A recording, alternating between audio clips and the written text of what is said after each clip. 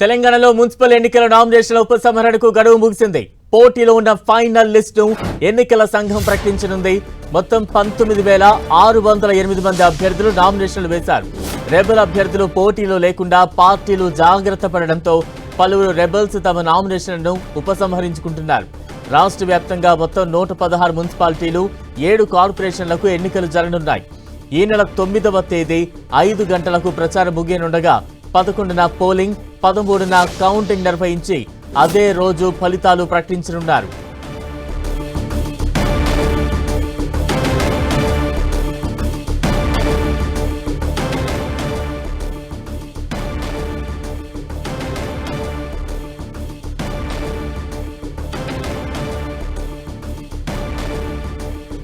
తెలంగాణలో మున్సిపల్ ఎన్నికల నామినేషన్ల ఉపసంహరణకు గడువు ముగిసింది. పోటీలో ఉన్న ఫైనల్ లిస్ట్ ను ఎన్నికల సంఘం ప్రకటించనుంది.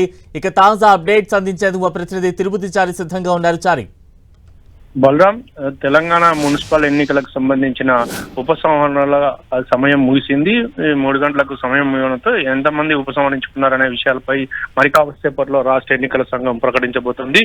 మొత్తానికి ఇప్పటి వరకు 19,608 మంది అభ్యర్థులు పోటీలో ఉన్నారు. వీరి నుంచి ఇప్పుడు ఉపసంహరించుకున్న తర్వాత ఎంతమంది మిగులుతారనేది చూడాలి. మొత్తానికైతే రాష్ట్ర ఎన్నికల సంఘం మున్సిపల్ ఎన్నికలను ప్రతిష్టాత్మకంగా నిర్వహించేందుకు సిద్ధమైంది. ఇప్పటి వరకు నామినేషన్ల పర్వంలో కానీ ఇటు ఇతర వ్యవహారాల్లో కూడా ఎక్కడ ఎలాంటి ఇబ్బందులు రాకుండా ఒకవైపు చర్యలు చేపడుతుంది. 11వ తేదీ ఎన్నికలు నిర్వహించేందుకు పూర్తి స్థాయిలో అన్ని ఏర్పాట్లు చేస్తోంది రాష్ట్ర ఎన్నికల సంఘం. ఇక ఎక్కడికక్కడ పోలీస్ భద్రత విషయంలో కానీ, ఇటు సామాగ్రి, పోలింగ్ సంబంధించిన సామాగ్రి పంపించడంలో కానీ, అదేవిధంగా పోలింగ్ సిబ్బందిని ఏర్పాటు చేయడంలో కానీ, దానికి సంబంధించిన అన్ని విషయాల్లో కూడా రాష్ట్ర ఎన్నికల సంఘం ప్రత్యేకంగా చొరవ తీసుకుంది. అదేవిధంగా పోలీస్, ఇతర జిల్లా కలెక్టర్లు వీటి బాధ్యతలు నిర్వహిస్తున్నారు. ఇప్పటికే అనేక సార్లు జిల్లా కలెక్టర్లు, ఎస్పీలతో, అదేవిధంగా రిటర్నింగ్ అధికారులతో సమావేశాలను నిర్వహించారు.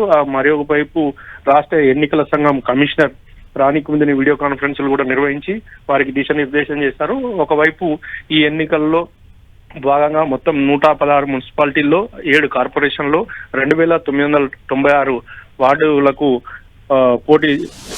ఎన్నికలు జరుగుతున్నాయి. 11వ తేదీ పోలింగ్ జరగనున్నది. 13వ తేదీన ఇటు కౌంటింగ్, ఫలితాలు వెలువడనున్నాయి. దీనికి సంబంధించిన మొత్తం ఏర్పాటు చేస్తుంది. మరి కాసేపట్లో ఆ పోటీలో ఉండే ఫైనల్ జాబితాను రాష్ట్ర ఎన్నికల సంఘం విడుదల చేయబోతుంది. Right, thank you Chari.